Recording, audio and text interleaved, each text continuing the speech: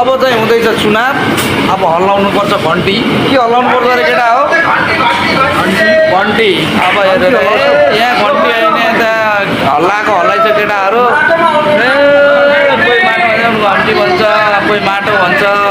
ल जसले जहाँ हाले पनि हाल्ने अब यही हो। विदेश हुने केटाहरू कसैले पनि केही हाल्न पाउँदैन। नेपालमा छ, नेपालको युवाहरू ल एकदमै सचेत भएर केमा हालेपछि के हुन्छ भन्ने चाहिँ गर्नुपर्छ होला, ध्यानमा पारेर। ल यही भन्न चाहन्छु। जय हिन्द, जय नेपाल, जय घन्टी। हल्लाउनु पर्छ अब घन्टी। अब के गर्ने? सूर्य छापले पनि केही गरेन, काङ्ग्रेसको रुखले पनि केही गरेन, अनि त्यो के भन्छ अरे केले केही पनि गरेन। ल अब चाहिँ देशलाई परिवर्तन गर्नुपर्छ युवा साथीहरू सबैजनाहरू। अब हामी चाहिँ यो सालमा यो के भन्छ अरे आउन पाएन होइन, यो चुनावमा के गर्ने परिस्थिति बाध्यता अनि समय टाइमै त्यस्तै भयो।